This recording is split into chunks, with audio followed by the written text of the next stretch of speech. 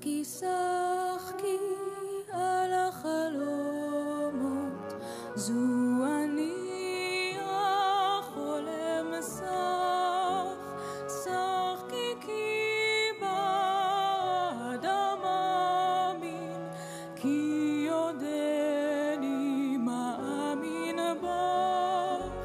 שחקי באדם מאמין, כי יודני מאמין בך.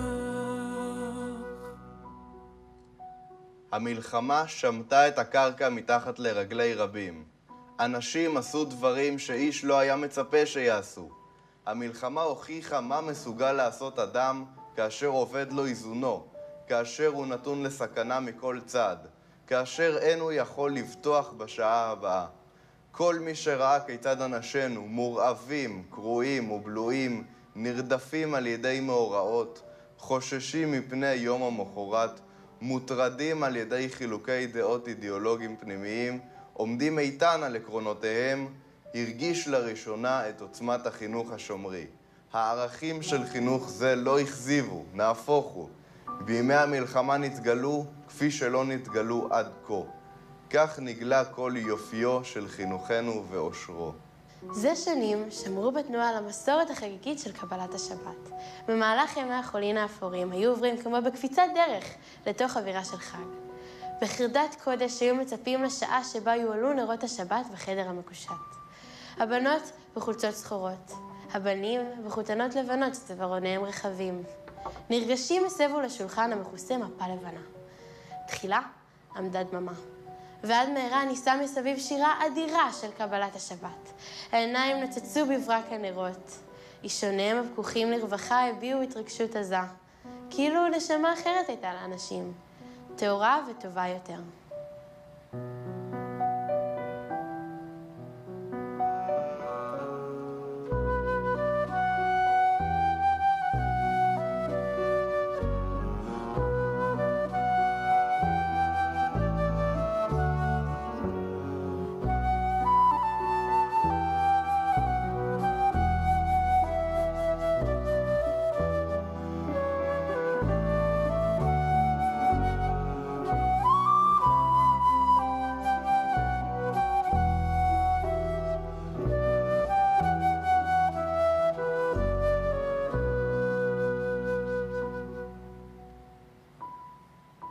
אף שהבנות לא דיברו על כך, נועד בליבנו רעיון המכולת.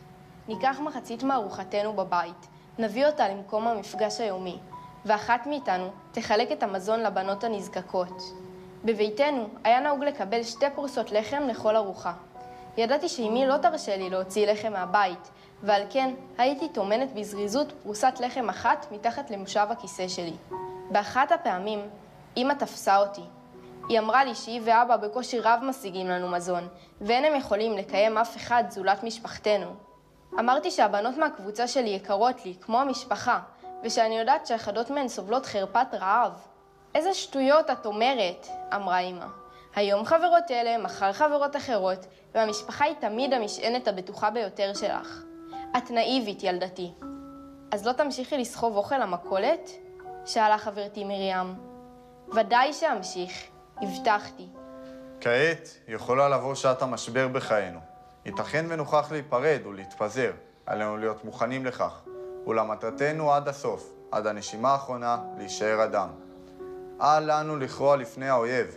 ייתכן ונוכח להיפרד. זכרו, כי לא קשה להישאר אדם כאשר יש לך על מי להישען, כאשר נמצאים ביחד. במבחן תאלצו בוודאי להתמודד ביחידות, שכל אחד מכם יעמוד פנים אל פנים מול האויב.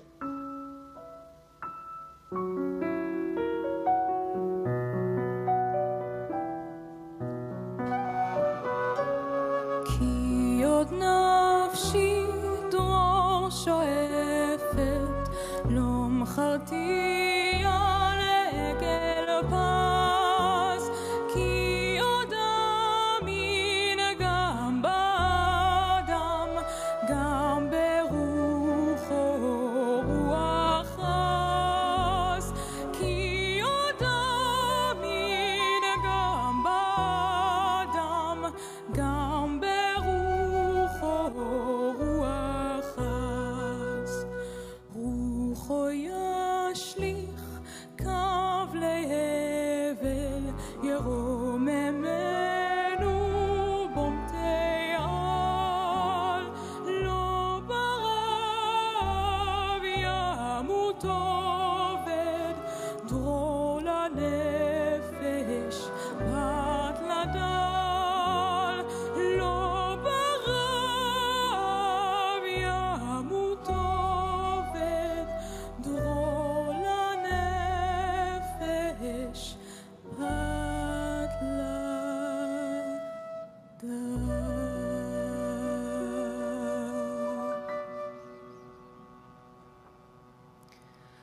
ערב יום הזיכרון לשואה ולגבורה תשפ"ד.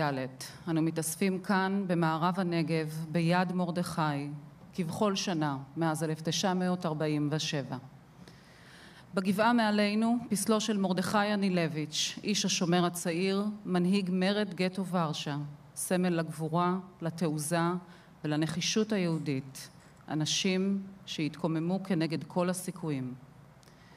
מאחוריו מגדל המים של קיבוץ יד מרדכי, סמל החיים שהתחדשו כאן ושנותר על תילו גם בקרבות העזים במלחמת העצמאות.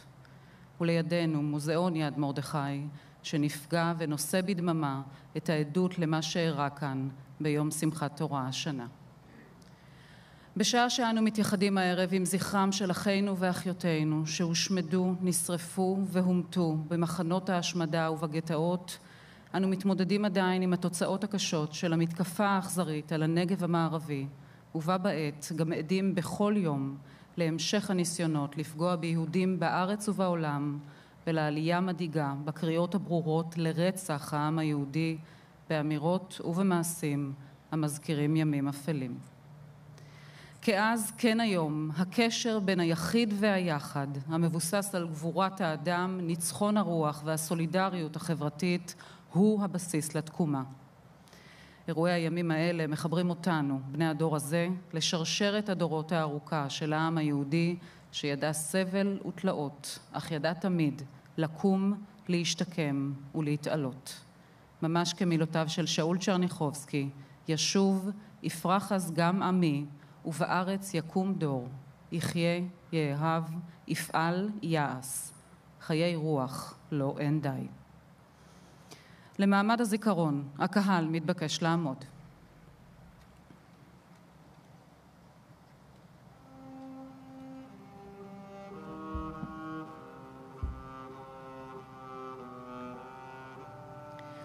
את אבוקת הזיכרון תדליק עליזה ויטיס שומרון. עליזה נולדה בוורשה, בת 11 הייתה כשפרצה המלחמה. ב-1940 הוקם הגטו והיא חיה בו עם הוריה ואחותה. בגטו היא הצטרפה לתנועת השומר הצעיר, הפיצה כרוזים הקוראים להתנגדות לגירוש, ובו בזמן המשיכה לסייע לילדים שהבריחו מזון לגטו תוך סיכון חייה. בשנת 1943 ברחה המשפחה מהגטו והסתתרה בצד הארי של ורשה. אז גם נשלח אביה של עליזה למיידניק ונרצח שם. עליזה, אמה ואחותה הועברו למחנה ברגן בלזן, וב-13 באפריל 1945 הן שוחררו. אחרי השחרור עלתה עליזה לאונייה שהשיטה עולים לארץ. היא הגיעה לארץ לקיבוץ מעיין צבי בראש השנה, וכך כתבה ביומנה. היה זה יום חג, ראש השנה 9 בספטמבר 1945. חברי הקיבוץ הקיפו אותנו, ואני יכולתי בפעם הראשונה להשתמש בידע שלי בעברית.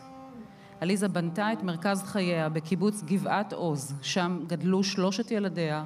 היא הייתה מורה ויועצת חינוכית במשך כל שנותיה בארץ, אך מעולם לא שכחה את חובה לחבריה שנותרו בגטו. לעליזה 7 נכדים ו5 נינים. איתה יחד ידליקו את האבוקה בנה חנן צור, נכדתה טל זאוי, והנינים ליהי צור ודניאל זאוי. את הלפיד להדלקת האבוקה תקבל עליזה מידי הדוקטור לורנס ויינבאום, מנהל הקונגרס היהודי העולמי, יעל שטאובר, מנכ"לית מוזיאון יד מרדכי, ויעקב אשר, מנכ"ל בית מורשת שבגבעת חביבה.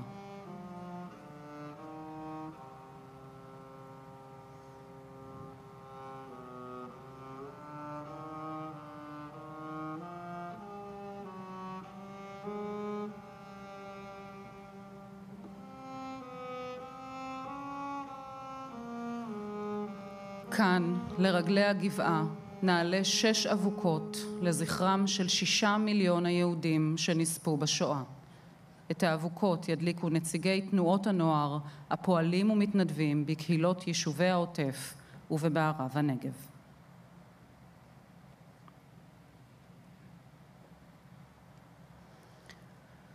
נזכור, מאת אבא קובנר. נזכור את אחינו ואחיותינו, את בתי העיר ואת בתי הכפר. את רחובות העיירה שסענו כנהרות, ואת הפונדק הבודד עלי אורח, את הישיש בקלסתר פניו, את האם בסודרה, את הנערה בצמותיה, את הטף, את אלפי קהילות ישראל על משפחות האדם, על כל עדת היהודים אשר הוכרעה לטבח על אדמת אירופה מידי הכורת הנאצי. את האיש שזעק פתאום ובזעקתו מת, את האישה שחבקה את תינוקה אל ליבה וזרועותיה צנחו. את התינוק שאצבעותיו מגששות אל פטמת האם והיא כחולה וצוננת.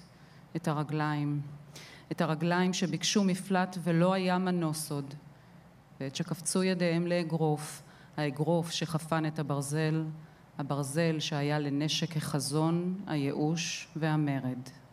והם ברי הלבב, והם פקוחי העיניים, והם שהשליחו נפשם מנגד וידם קצרה מלהושיע. נזכור את היום בצהריו, את השמש שעלתה על מוקד הדמים, את השמיים שעמדו גבוהים ומחרישים. נזכור את טילי האפר אשר מתחת לגנים הפורחים. נזכור החי את מיטב, כי הנה הם מנגד לנו, הנה ניבטות עיניים סביב סביב, ואל דומי לנו, עדי יהיו חיינו ראויים לזכרם. נא לשבת.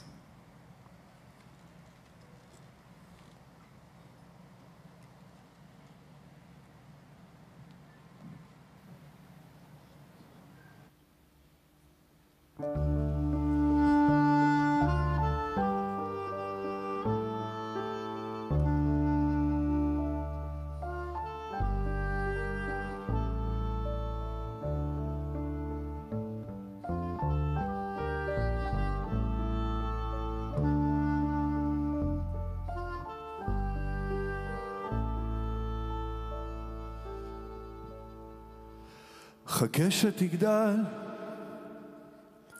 אמרו לך לא פעם, איש אחד גבוה ואישה נמוכה, אם לא תאכל לא תגדל אף פעם. ילד טוב משאיר צלחת ריקה. תגדל ותהיה גנרל, תהיה אסטרונאוט ותעוף לחלל. אתה לא רצית להיות אפילו חייל, או סתם להיות כמו כולם כשתגדל, אבל אותך אף אחד לא שאל. כשתגדל ותראה איזה ילד, אז תגיד לגוזל לא צריך שתגדל. כשתגדל ויהיה לך ילד שיבוא וישאל מה יהיה כשאגדל, אז תגיד לו עזוב אל תשאל.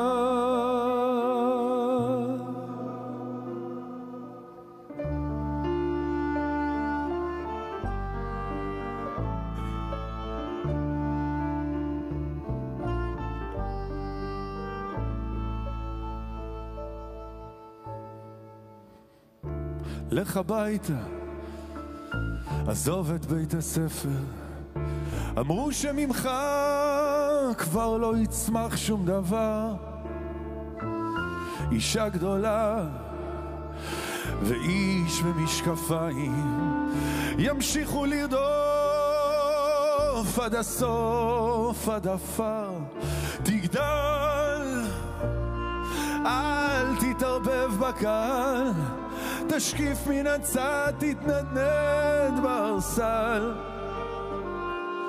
אתה לא רצית להיות שם בכלל, אז מה? אותך אף אחד לא שאל. אתה נשארת גוזל שנפל. כשתגדל ותראה איזה ילד, אז תגיד לגוזל, לא צריך שתגדל. כשתגדל ויהיה לך ילד, שיבוא וישאל מה יהיה כשאגדל, אז תגיד לו עזוב, אל תשאל.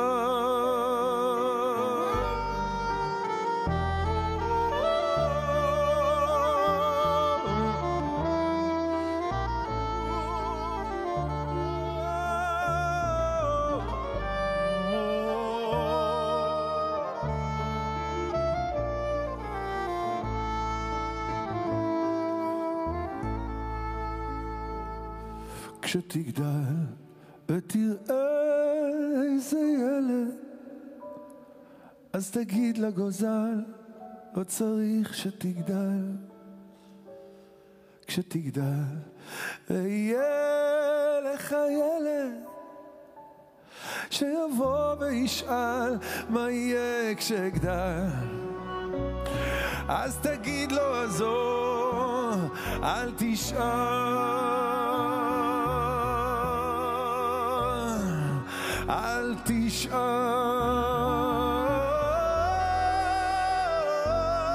אל תשאל.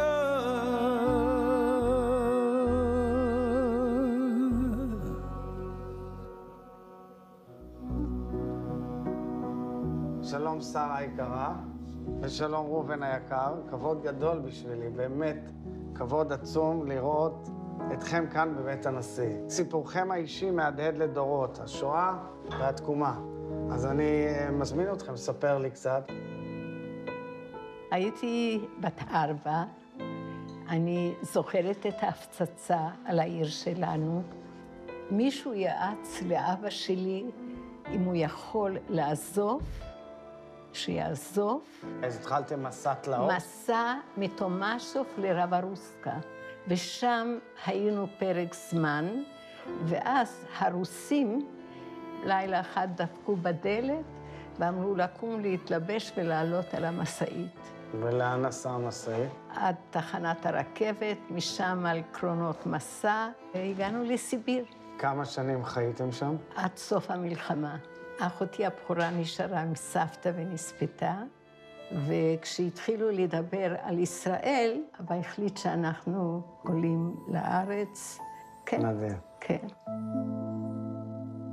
אני זוכר את היום הראשון של התחלת המלחמה, אפשר היה לראות את כיפת הזהב עם המגן דוד מזהב של בית הכנסת הראשי בלודג'. ופתאום עולות להבות מסביב לזה, וברחנו בעיר בשם פיוטקו, ושם השיגו אותנו, ושם סגרו אותנו בגטו.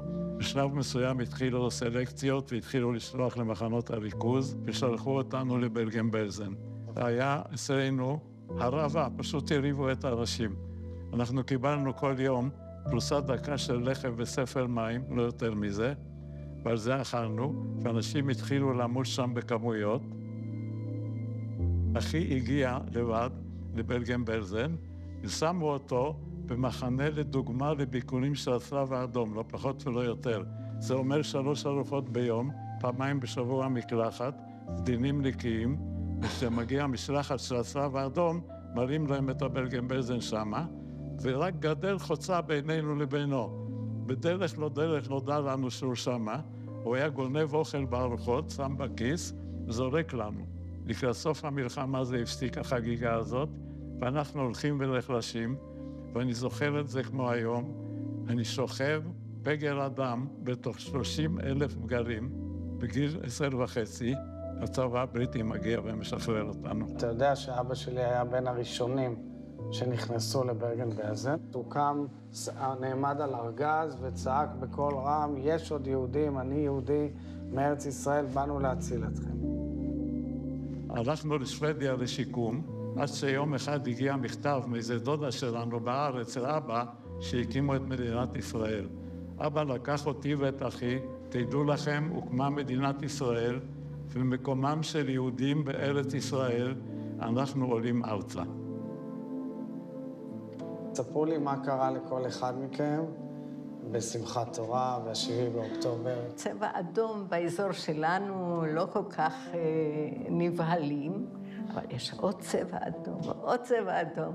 אני יוצאת לסוכה, וכמה חבר'ה עולים דרך הסוכה, נכנסים אליי הביתה, וכולנו נכנסנו לממד.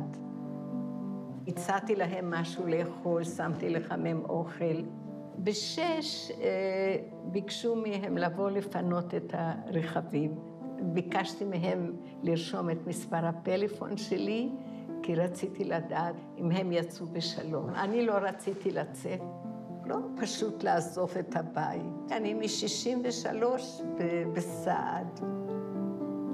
אני הייתי עם מטפלת שלי בכפר המימון, ופתאום אזעקות, ואנחנו שומעים יריות ולא מבינים מה זה. הסתגרנו, היינו שם יומיים. ואז אחר כך, מה היה? הודיעו לנו שמפנים אותנו, אני ניסיתי לא ללכת, אבל בכל זאת אמרו לי, אתה חייב. אני לא התפניתי למלון, יש לי בת, היא גרה ביד בנימין, הלכתי לגור אצלה, כל יום הייתי מתקשר לוודא אם אי אפשר לחזור. זה אישור ספר עכשיו, אז אני צריך להיות שם. אני מאוד שמחה שהילדים שלי פה בישראל יגדלו את הדורות הבאים בעזרת השם. יהודי חייב לחיות פה בארץ הזאת ולהקים פה את המשפחה שלו. לא להתייאש בשום מצב. עובדה שמה שקרה לשנינו, ואנחנו היום יושבים פה וצוחקים, בכל מצב אפשר להתאושש. אז אני מצדיע לשניכם. אתם נותנים לנו השראה, אתם נותנים לנו מקור לגאווה. מאחל לכם בריאות טובה ושמחת חיים עם כל המשפחה הגדולה שיש לכם. תודה רבה לכם.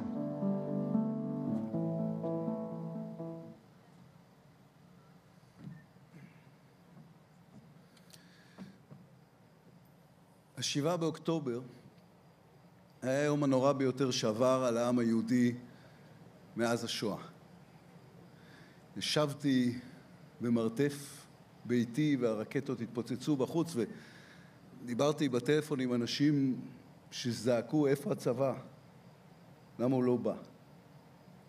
וחשבתי על אבא שלי במרתף אחר, במרתף של הגטו, ילד יהודי בן 14 שיודע שאין למי לזעוק ואין צבא שיבוא להציל אותו. אלא שדווקא שם, דווקא בגטו, התקווה לא מתה, היא נולדה. ביום השואה הזה, במקום הזה, באתי להזכיר לכם לא את הייאוש והאימה, אלא את מה שקרה 3 שנים בלבד אחרי השואה. 3 שנים אחרי הגטו, אחרי מחנות ההשמדה, 3 שנים בלבד. התקרבה לנמל חיפה אונייה ותזמורת של ניצולים נגנה את התקווה על הסיפון ודגל מאולתר הונף על התורן, וילד בן 17 בשם תומי למפל, לימים יוסף לפיד, פרץ בבכי של אושר וירד לחוף והתגייס לצה"ל, לצבא היהודי. איפה אנחנו נהיה עוד 3 שנים? איפה שנבחר. אם מדינת ישראל תשקע בשנאה ופחד, אז אויבינו ניצחו. אם נגיד אחד לשני, אנחנו צריכים לדבר בשפה שלהם, כי זו השפה היחידה שהם מבינים, אז היא תהפוך להיות השפה שלנו. זה מה שהם רוצים, זה מה שאסור לתת להם. השואה לא לימדה אותנו רק שהיהודים צריכים שתהיה להם מדינה וצבא. השואה לימדה אותנו גם שהמדינה הזו צריכה להיות טובה. אתה לא נלחם בשנאה באמצעות שנאה, אנחנו לא נהיה כמוהם, אנחנו לא ניתן להם את התענוג. מאז השואה אנחנו אומרים לעולם 2 דברים. ישראל היא הדמוקרטיה היחידה במזרח התיכון, ישראל היא המדינה החזקה ביותר במזרח התיכון. 2 הדברים האלה קשורים אחד לשני. אחד מוביל לשני. אנחנו חזקים בגלל שאנחנו דמוקרטיה, אנחנו לא מנצחים למרות הערכים שלנו, אלא בזכותם. היום הזה, המקום הזה, הניצולים שהקימו אותו, לימדו אותנו, תמיד אפשר להתחיל מחדש, תמיד אפשר לבנות טוב יותר. יש לנו את הזכות והחובה לבחור בחיים של אהבה ותקווה ובערכים של דמוקרטיה וקדמה וחופש. החיים שלנו הם לא מה שקרה לנו. החיים שלנו הם מה שנעשה מהם. החיים שלנו לא נשארו בגטו. באנו לכאן ונולדנו מחדש. החיים שלנו הם לא הטבח הנורא של 7 באוקטובר, אלא מה שנבנה ונקים וניצור כתשובה לטבח הזה. העם היהודי יצא מהשואה ובחר להקים את מדינת ישראל. העם היהודי צריך לצאת מה7 באוקטובר עם החלטה נחושה להקים פה חברה חדשה, חזקה יותר, טובה יותר, שתהיה ראויה לזכר הורינו ועוד יותר מזה. שתהיה ראויה לחיי ילדינו. תודה רבה.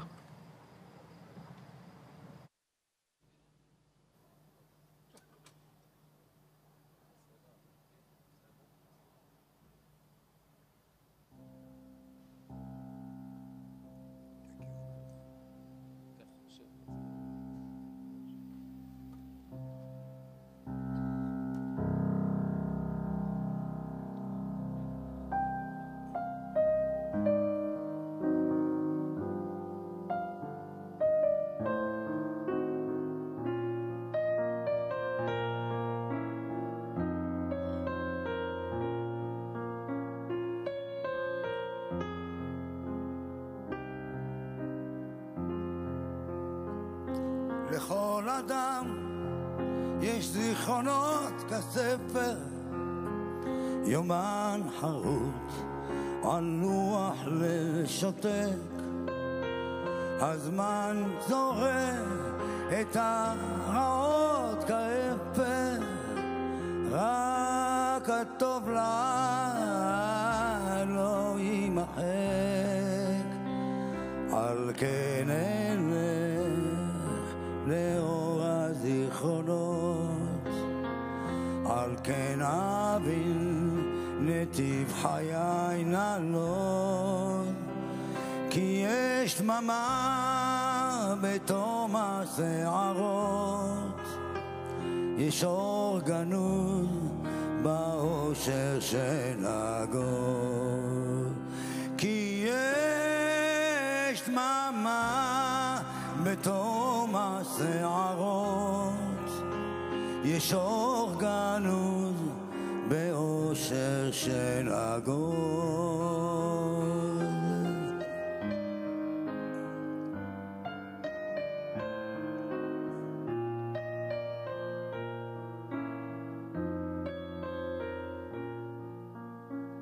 וגם אותך אשר אותי אהבת, אזכור תמיד בהירה וחייכנית, ולא תדעי כמה לי אז יכאב, כי עוד היום שוכנת בלבבי. על כן אלך לאור הזיכרונות, על כן אבין נתיב חיי נעלות. כי יש דממה בתום השערות, יש אור גנוז באושר של הגול. כי יש דממה בתום השערות, יש אור גנוז באושר של הגוז.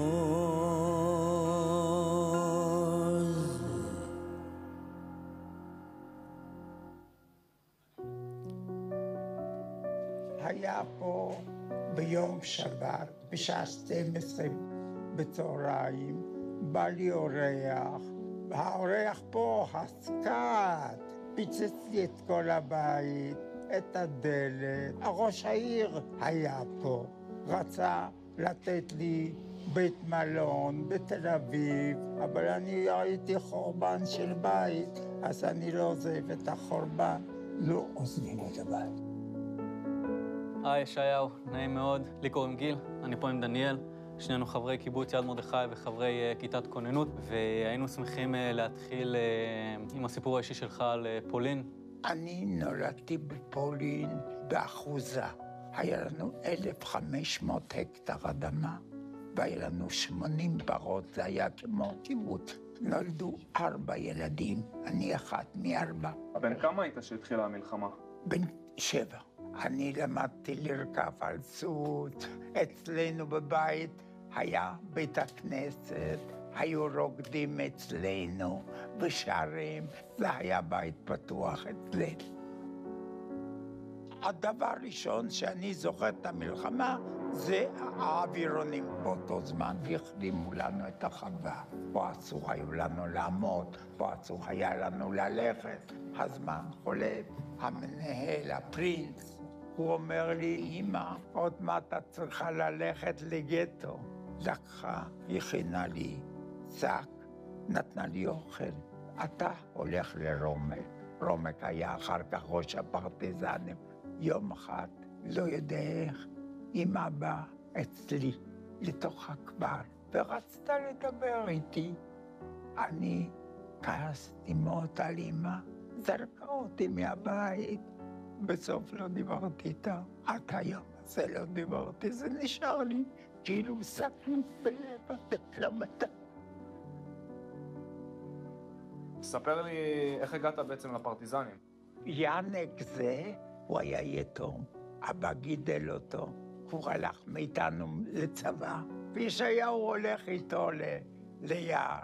ישעיהו נשאר איפה? הרי ילד היה מצורה ביער, למה התפסו ילד? הוא ימסור.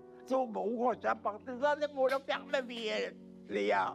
הייתי עושה שמירה, הייתי מנקה להם את הרובים, היה סך הכל ביער 11. יום אחד, הגרמנים נמצאים קרוב. אני לא יכול ללכת למקום להסתתר מתחת לזה. אני עולה על העץ, יושב פתאום רואה גרמני, ואומר לי בום בום. טוב, לוקחים, חושבים אותי על יד העץ, לאחר כך לוקחים אותי לעיר. אומרים, עוד מעט אתה תזמר לנו, לא תספר לנו. ושמו לי מחט מתחת לציפורן. אני התעלפתי. טוב, מה אני מתעורר? חורנית עומד בפיולה. אני יושב, חושב, כן לקום, לא לקום, יהרגו אותי. אמרתי, בן כה אני אמות, את יום מותי. לוקח, תופס את הפפיושה, נותן בנק בחלון, קופץ למטה, ומתחיל לרוץ ורץ. בבוקר הגעתי ליער, וישר, סיפרת משהו או לא? אמרתי להם, לא סיפרתי כלום. אנחנו שברנו את החזית גרמנית ב-27 לנובמבר 1944.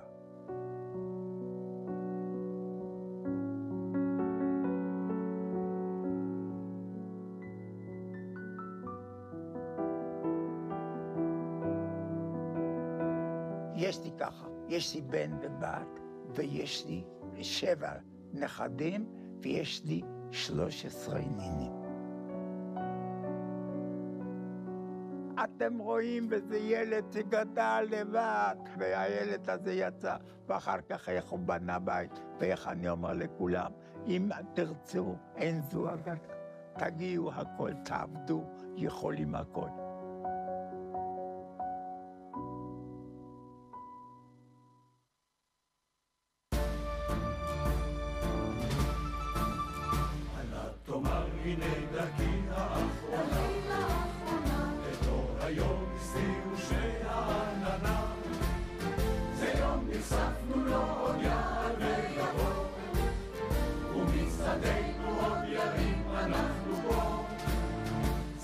נחשפנו לו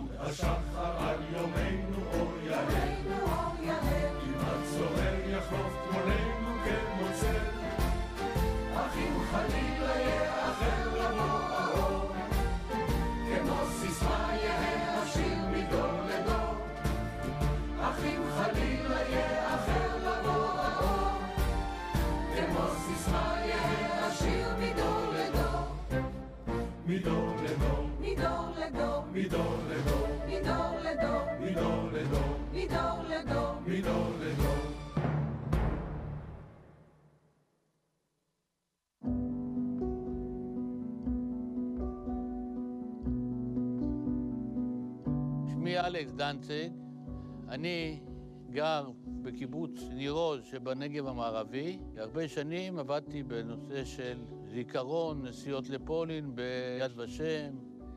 Moje rodzina mojego ojca została zamordowana w Treblince. Oni są z getta warszawskiego. Dziadek, babcia, wszyscy wujkowie, ciocie i tak dalej. הזהות הפולנית שלי, הזהות היהודית שלי, זה בעצם דיאלוג בתוכי גם.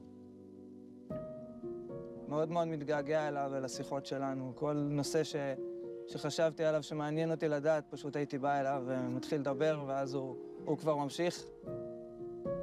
בגלל שהוא בא מפולין, בגלל כל ההיסטוריה ובגלל הסקרנות הבלתי נגמרת שלו והידע שלו, היה לו כוח מאוד מאוד גדול כמרצה. הוא אחד הראשונים שהתחילו את המסעות לפולין. בעצם הוא היה מדריך של הקורס מדריכים המון שנים, והוא כל הזמן שכלל את ההדרכות שלו וכל הזמן חשב איך לעשות אותן יותר מעניינות ורלוונטיות. אלכס שייך למעצבי הזהות שלי, אידיאליסט, אדם קנאי לאדם. היו לנו כל כך הרבה חיכוכים טובים במהלך הדרך.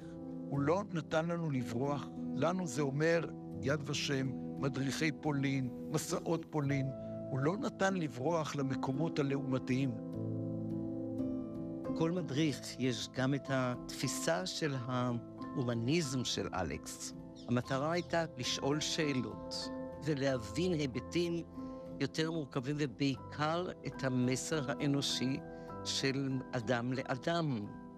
Tutaj jest okazja, przez 7-8 dni, że jest dobry przewodnik, co zna swoje rzemiosło, wie jak do tego dojść, wie jak prowadzić rozmowy, wie jak odpowiadać na pytania i można tego wszystkiego dotknąć. בכל תחנת רכבת יש שלט חוצות עם מלא פרצופים קטנים, ביניהם סבא שלי, שכל פעם אני יוצרת ליד הפוסטר, נותנת לו נשיקה וממשיכה בדרך. בסוף כמה שהמלחמה הזאת היא לאומית וגדולה, היא פוגשת אותי בקשר שלי עם סבא שלי לבד. בסוף מכל הפרצופים האלה יש את סבא שלי שם בריבוע הקטן הזה. קשה לזכור לאנשים שהם מחוץ לסיטואציה הזאת, קשה לזכור שזה בן אדם ששם. כתבתי בשבילו שיר, שמעתי שיש להם רדיו שם, קיוויתי שזה יהיה לו איזושהי אות כזאת. יש בי המון אמונה וכוח שהוא משדר אליי ואני משדרת אליו. הם היו במקום מאוד קטן, במנהרה, ובשביל לחזק את עצמם ולהעביר את הזמן, אז כל אחד היה עושה איזו הרצאה. אז הוא פשוט לימד היסטוריה. אני הייתי שמח להיות זבוב על הקיר שם. אני רואה פיזית את המושג הזה שאומר, אתה יכול לכלוא את הגוף שלי, אתה לא יכול לכלוא את הרוח שלי. אז יכול להיות שהוא היה באמת בתוך מנהרה ובתנאים נוראים, אבל מי יכול לכלוא את הרוח? שלי מתגעגע לבוא איתו עם הבנות שלי ולראות אותו, כמה הוא שמח לראות אותם ולשבת ולדבר איתו. עשיתי איתו לפני כמה שנים איזה פרויקט שהקלטנו את כל ההיסטוריה של המשפחה. כרגע הדבר שהכי קרוב לשיחה איתו, אני יושב ורואה את זה, את הסרטונים ביוטיוב. בוא נגיד, אבא מספר לבן שלו, סיפור המשפחה שלו, שיש לו דיגרסיות בבן שהוא מתעניין ויודע קצת. יש כמה פרקים שאני צריך להשלים איתו שעוד לא עשינו. מאוד מקווה שבקרוב נוכל להמשיך אותם. אני מתמודדת עם הרבה שברים כרגע בלב, שאני מאמינה שבא מהחוסר אמון הזה באמת באדם. אבל בסוף צריכה להיזכר מי זה סבא שלי, להאמין באדם, להאמין בעצמי, שאפשר לקום גם. זה יהיה קשה, כנראה הכאב הזה יהיה תמיד, אבל גם יהיה טוב. Musi być jakieś ludzkiego spotkanie w jakiś sposób. To ja próbuję robić, a to jest strasznie trudne. מהתחלת דרכי במסע אני מדבר על מפגשים. אני אומר, אם יש לי מקום בגן עדן, זה בגלל זה, שהצלחתי לעשות את זה.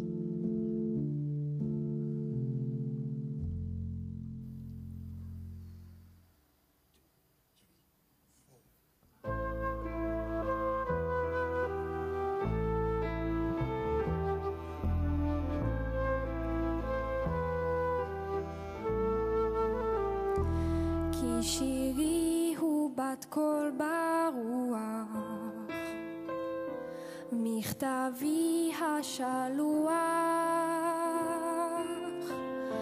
מסילת חיי, געגועי, את תפילותיי. כי שירי הוא עלה ברוח, הנידף השכוח,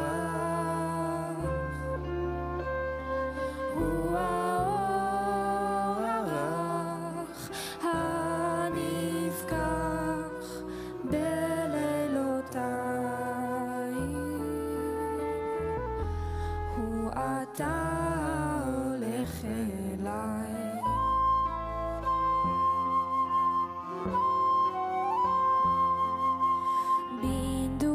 בנדודיי חולפות עליי תמונות ונשמות, ושמות שמות, אתה בא והולך אליי.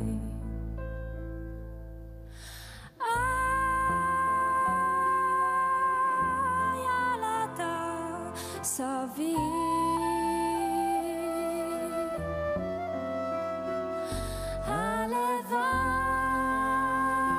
הלוואי שאתה מקשיב.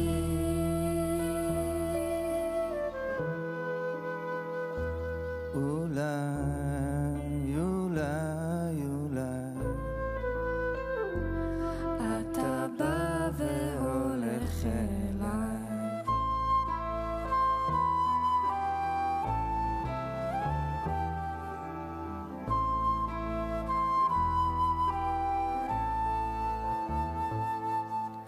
בדרכי הולכים איתי נופים וניגונים, ופנים פנים, אתה בא והולך אליי. יד ומיה סביב,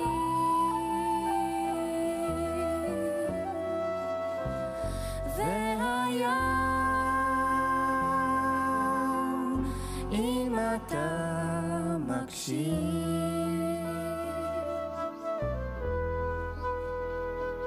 אולי, אולי, אולי אתה בא והולך אליי. אולי, אולי, אולי אתה בא והולך אליי.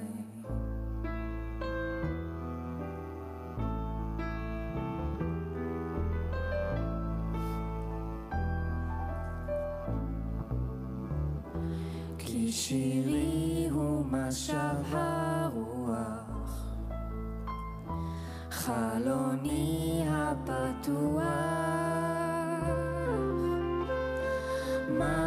מעיין כוחי, צחוק ובכי, קץ ייסוריי. אתה בא והולך אליי, אתה בא והולך אליי.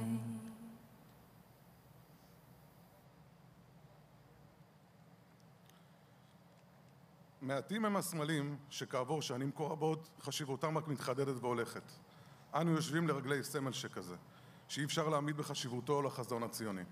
פסלו של מרדכי, שהוקם על גבעת מגדל המים ההרוס של קיבוץ יד מרדכי, מסמל בעינינו יותר מכל את העמידה היהודית בשואה ובמלחמת הקוממיות. ב-23 באוקטובר, כמה שבועות אחרי מתקפת חמאס הרצחנית על יישובי הנגב המערבי, פגעה רקטה שנורתה מרצועת עזה בשחזור של בוקר הלוחמים מילה 18, סמל מאבקם של לוחמי גטו ורשה על רוח העם היהודי. 81 שנים אחרי נפילת הבונקר, אנו עדיין מחויבים למאבקם הצודק של מרדכי אנילביץ' וחבריו לתנועות הנוער, ובראשן השומר הצעיר, הלוחמים למען מדינה ריבונית. המדינה היהודית קמה בזכות העמידה הזאת של חבורת צעירים וצעירות שקבעו בגופם ובחייהם את קו הגבול. אלו היו משמעות הייחוד של החלוציות הקיבוצית, הנכונות להקים מתוך אובדן צלם האדם את פאר היצירה, מדינה שתהיה מושתתת על יסודות החירות, הצדק והשלום. מאז ידעה התנועה הקיבוצית ימי גבורה רבים והתמודדה עם משימות לאומיות בכל שנות קיומה של המדינה. גם כאשר חבריה הושמצו והושמו ללעג, גם כאשר המדינה זנחה את החקלאות והפקירה את ההגנה על יישובי הגבול, לא זנחה התנועה הקיבוצית את עמידתה. בשבת השחורה נפגעו קיבוצי הנגב המערבי פגיעה קשה וחסרת תקדים.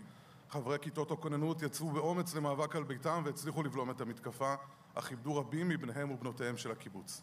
חברים נחטפו לעזה והקהילות שפונו ממקומות מושבן מחכות לחזור הביתה ונאבקות להשבתם של החטופים השבויים והנעדרים. אך מעל לכל אלה, איתנותם של חברי וחברות הקיבוצים היא דוגמה מעוררת השראה לכוחה של קהילה בשעת מבחן. לעוז, לגבורה, לערבות ההדדית, לחוסן הקהילתי והאישי. לקהילה אשר עדיין, למרות הכל, מאמינה באדם ובדרך. לכן הם עוד ישובו, גם לבתים שנהרסו, גם לשדות וגם להגנה על הארץ. מאז אותה שבת מתעקשים אנשים אלו בהם חברי קיבוץ ניר עוז להישאר זקופי ראש, כשעל ליבם חקוק המשפט שהיה לסמל הקיבוץ: לא עייפי דרך כי אם מפלסי נתיב. 80 שנה מפרידות בין ערב פסח 1943 ושמחת תורה 2023, אך חוט אחד מחבר ביניהם. נצדיע ללוחמי ולוחמות הקוממיות העברית ונבטיח להמשיך את מאבקם שאין צודק ממנו למדינה יהודית ודמוקרטית, המבוססת על חזון הרצל וערכי מגילת העצמאות, החותרת לצדק, לשוויון ולשלום. חזק ואמץ. הקיבוצים הם סמל לתקומת העם היהודי בארצו. מקימי הקיבוץ שלי, ביניהם גם סבי וגם סבתי, היו ניצולי שואה שחוו את זוועות אושוויץ בירקנאו ויכלו להם רק בזכות ההתלכדות לקבוצה. הם עלו לארץ ישראל ואחרי מלחמת העצמאות הם הקימו את קיבוץ בוכנוולד ששינה את שמו לימים לנצר סירני. מעומק הייסורים והכאב הם התחילו חיים חדשים. ניצולי השואה שעלו לארץ ישראל אינם דוגמה מאלפת לחיוניות ניצולי השואה ולתקומת העם היהודי משאול תחתית שלא ידעה האנושות. קשה לתאר את מדינת ישראל ללא ניצולי שואה ותרומתם הגדולה לקוממות מדינת ישראל. הם הגיעו לחופי מדינת ישראל דלים בכסות ובחומר, אך עשירים ברוח ובאמונה ובהשראה, שביחד עם היישוב העברי הם יקימו מדינה לתפארת. מדינה עומדת על חרבה ונלחמת על קיומה מהיום הראשון כמעט ללא הפסקה. הציווי לעולם לא עוד, עליו התחנכנו ועליו אנחנו מחנכים את ילדינו, שונן מחדש אחרי 7 באוקטובר בנגב המערבי. הקיבוצים מרשיתם לקחו על עצמם תפקיד מוביל בהתיישבות העברית. בכל קצוות הארץ, במקומות המרוחקים והמסוכנים ביותר, מקל השליחים, העובר בעם ישראל מדור לדור, טומן בחובו מחויבות עמוקה כמו אז כך היום, בשעה הקשה בה אנו מצויים. התנועה הקיבוצית תירתם לחידוש ההתיישבות, לשיקום הקהילות ולערבות ההדדית, לקיומם של קיבוצים יצרניים תוססים בכל קצוות הארץ.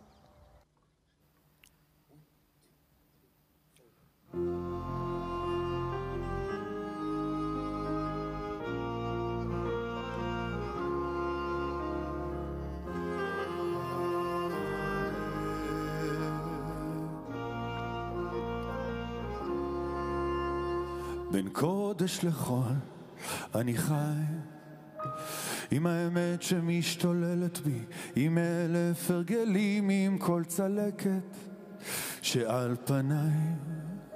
אני יוצא שוב לפזר את המילים, בין המציאות לשיגעון הכל חוזר אליי, שם במקום ממנו באתי אין שלום, והמסע הזה כבד וקצת גדול עליי. אני צריך לגדול מזה ודי, לגדול מזה ודי.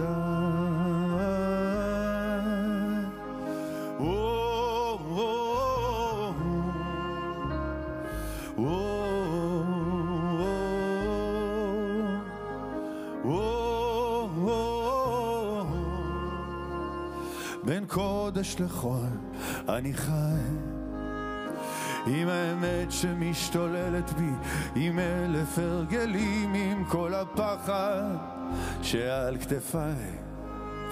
אני יוצא שוב לפזר את המילים, בין המציאות לשיגעון הכל חוזר אליי, שם במקום ממנו באתי אין שלום. והמסע הזה כבד וקצת גדול עליי, אני צריך לגדול מזה ודי, לגדול מזה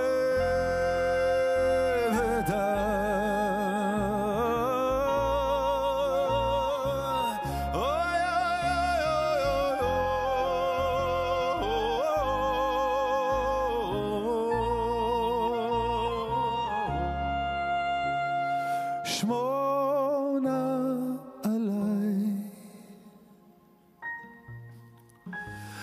רק שלא ייכשלו רגליי,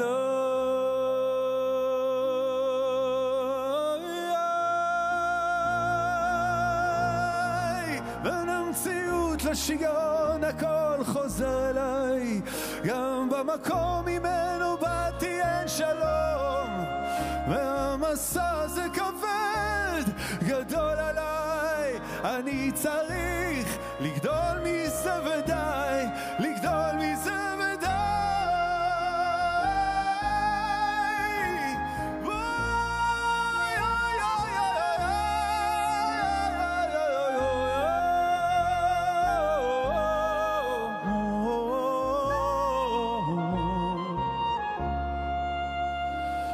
בין קודש לחול אני חי.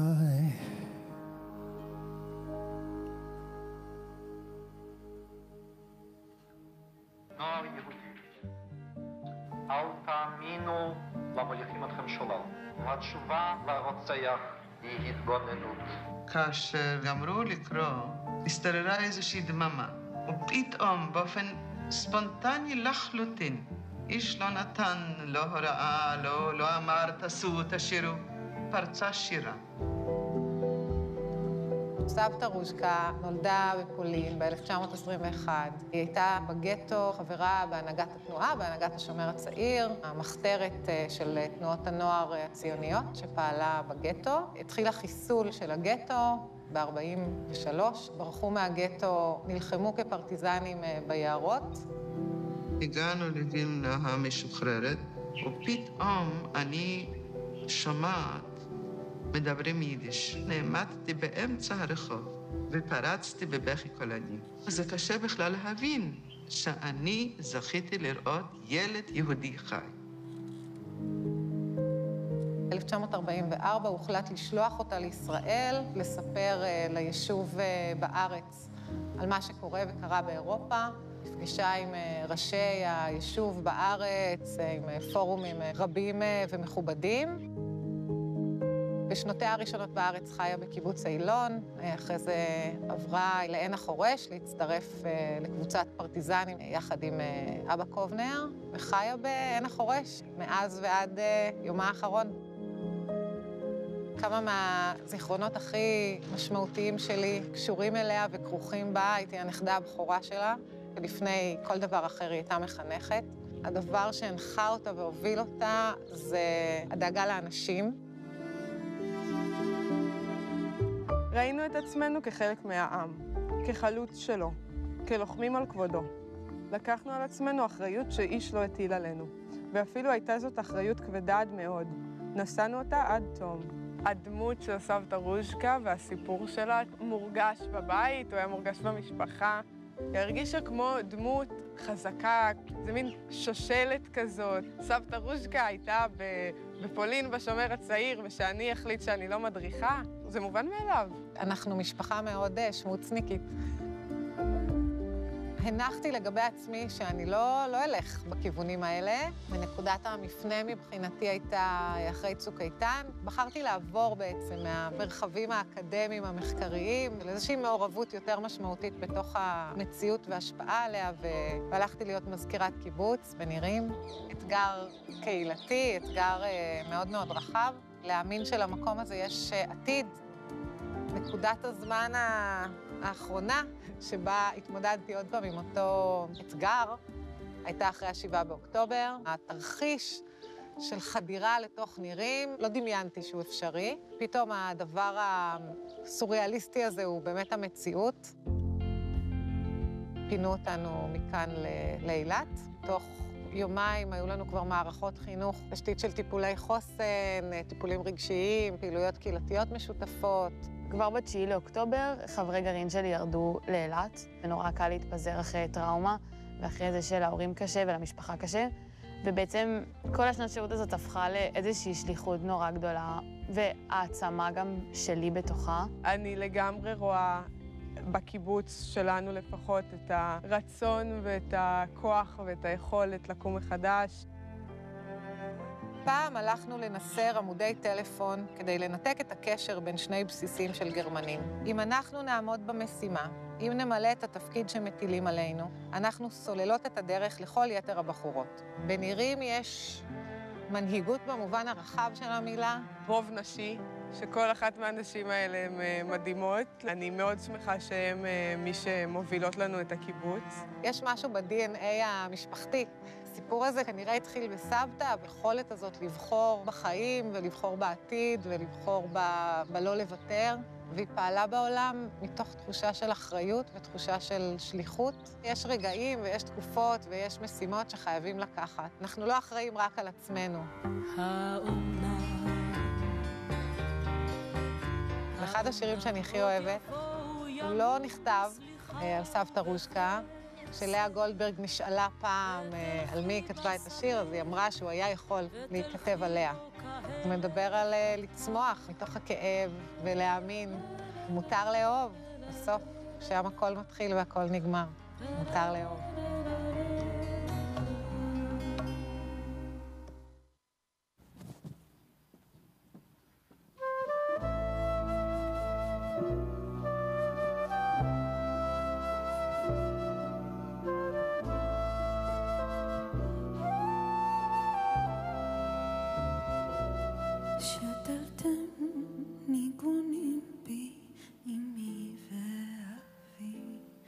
ניגונים מזמורים שכוחים, גרעינים נשם לבבי, עתה הם עולים וצומחים, עתה הם שולחים פורות בדמי, שורשי בעורקי שלובי, ניגונך אבי ושירייך עימי, בדופקי נאורים ושבים, ניגונך אבי ושירייך עימי, בדופקי נאורים ושבים.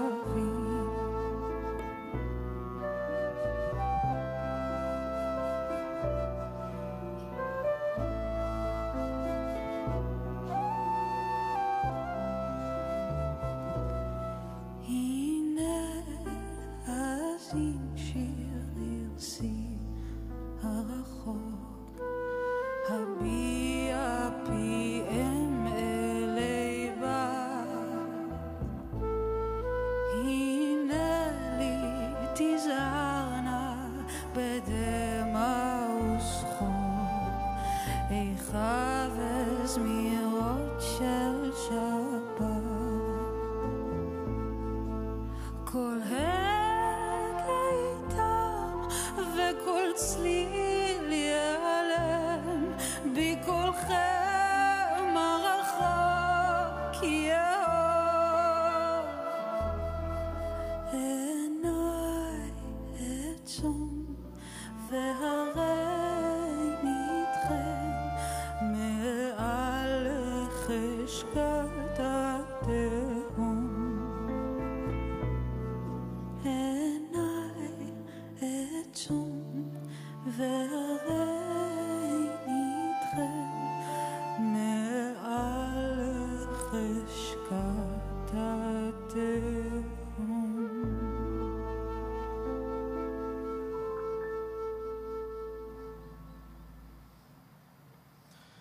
גדלתי כאן, לרגלי פסלו של מרדכי אנילביץ', ולאור הרחב חונכתי. משפטו האלמותי, שאיפת חיי האחרונה נתמלה, ההגנה היהודית בגטו הייתה לעובדה, היה עוגן מרכזי שנאחזתי בו, ושאפשר לי להתחבר דרכו לסיפורי הגבורה באחת התקופות הנוראות של העם היהודי. אבל למרות החיבור העמוק שלי לזיכרון השואה, בזכות הקשר למקום, הקשרים המשפחתיים, העדויות והמסעות לפולין, תמיד התקשינו, אני ובני דורי, להבין את אירועי השואה באמת. לצערנו, ב7 באוקטובר התרחשו כאן, ביישובי הנגב המערבי, אירועים שבתחושה שלי הם הקרובים ביותר שאפשר לאירועים ההם. באותו היום נאלצנו לצאת ולהילחם על ביתנו ועל חיי משפחותינו וקהילותינו. 7 באוקטובר ייזכר כיום שבו העם היהודי עבר את הטבח הגדול ביותר מאז השואה, ועוד על אדמת מדינת ישראל. ואף שאי אפשר, ואפילו אסור לנו להשוות בין השניים, נראה לי שאי אפשר להתעלם מההקשר הדומו שבו נעשו המעשים הנוראים הללו לעמנו.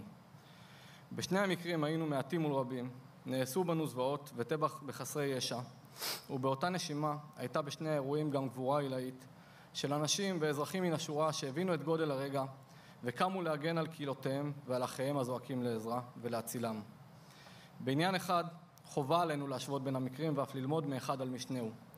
התקומה מתוך ההריסות והאובדן. כשם שקם העם היהודי אחרי השואה ופעל להקמת מדינת ישראל בלי לוותר למרות הקשיים שבדרך והקים מדינה לתפארת, כך גם בדורנו עלינו לפעול באופן אינטנסיבי ונחוש לתקומת היישובים בנגב המערבי כולו ולתחיית מדינת ישראל. בן גוריון אמר פעם כי בנגב ייבחן העם בישראל, ובאמת, אף שלא לזה בדיוק התכוון, בתקומת הנגב המערבי ייבחן העם בישראל. אירועי 7 באוקטובר מלמדים אותנו כי ההיסטוריה חוזרת על עצמה. בכל דור ודור עומדים עלינו לכלותנו, ועל כן עלינו להיות מוכנים לכך. עלינו לפעול לאחדות ולחיזוק העם, ולקדם את התבססותו בארצו. להחנך לאור גבורתם של מרדכי אנילביץ' ואנשיו, אך גם לאורם של גיבורי הקרב על הנגב המערבי, ולבסוף להאמין שיהיה טוב ולדאוג שאכן כך יקרה. תודה רבה.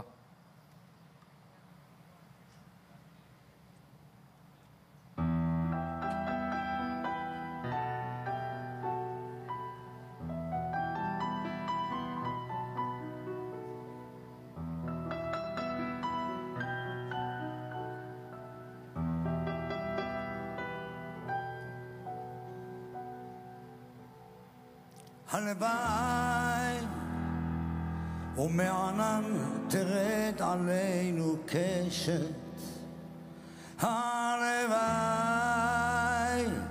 שלעולם הזה יש תקנה,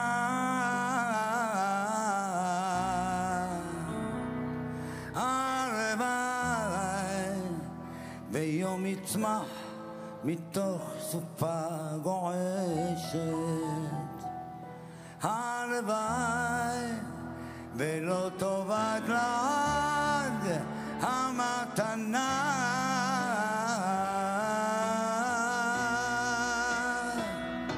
הלוואי שלא נכאב ואיש אחי יואב, הלוואי, הלוואי ויפתחו שוב שערי גן עדן, הלוואי ויתמזגו מזרח ומערב, הלוואי, הלוואי ונחדש ימינו כאן כקדם,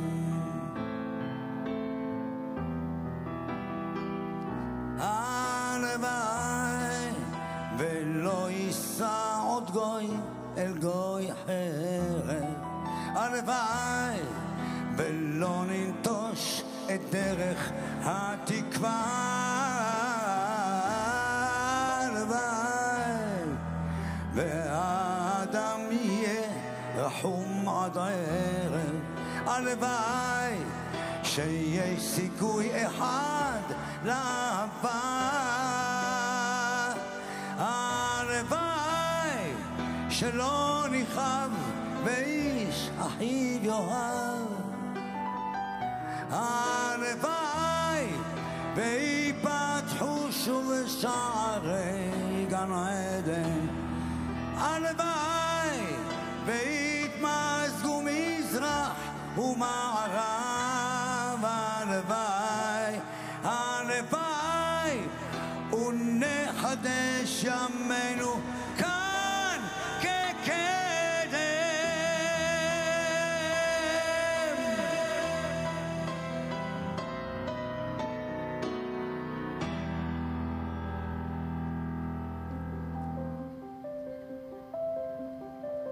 אנחנו נמצאים ביד מרדכי, מקום שמוכיח שיש תקומה אחרי שואה. גם אצלנו במועצה תהיה תקומה אחרי האירוע של 7 באוקטובר. גם אנחנו נקום, נשקם, נגדל, נצמח. ילדים שלנו ימשיכו לרוץ במדשאות, לחייך, לצחוק. זה הצליל שאני כל כך מחכה לו, לשמוע את הילדים שלנו צוחקים בחזרה במדשאות. ב-1949 חזרו לכאן מייסדי הקיבוץ להקים מחדש את הקיבוץ שנהרס לחלוטין על ידי הצבא המצרי והפכו אותו לפנינה שהוא היום. היום חוזרים הבנים, הנכדים, הנינים של אותם מייסדים ועוד רבים אחרים. אני מאחל לכולנו שהמקום הזה יהפוך להיות יהלום נוצץ בכתר של העוטף. עם פרוץ המלחמה יצאנו לפעילות חינוכית מחוץ למוזיאון, בבתי ספר ובמוזיאונים אחרים ברחבי הארץ. אני מאחלת לנו לחזור למוזיאון, לפגוש שוב מדריכים ומבקרים ולהעניק להם פעילות חווייתית, חינוכית, משמעותית ומרגשת. לשנה הבאה אני מאחלת לנו שהצוות יהיה בטוב, ששיקום המוזיאון יתנהל כפי שאנחנו מתכננים, ובעיקר שנצליח לקדם את המרכז החינוכי והמוזיאלי המחודש. עצרת השנה מחברת בין זיכרון השואה והגבורה לבין אירועי 7 באוקטובר, תוך הדגשת המחויבות והסולידריות בין תושבי העוטף בערים, במושבים ובקיבוצים. שהצבע האדום יחזור ויהיה צבע הפריחות וסומק הלחיים שילווה את פריחת העוטף מחדש. אני מאחל שבשנה הבאה, כאן במרכז היישוב בנתיב העשרה, 3 הגנים שנמצאים פה יפיקו את הרעש של הילדים שרצים פה ומשתוללים, שהם יוצאים מהגן, שנחזור לזה, שנמשיך ונחזור להיות 95% גן עדן בחבל ארץ היפה הזה בעוטף עזה. אני מאחל לנו שנחזור במהרה לשגרה ושהחטופים יחזרו במהרה לביתם ושנראה במהלך השנה הבאה את החבל כולו ממשיך לפרוח, לשגשג ולהתפתח.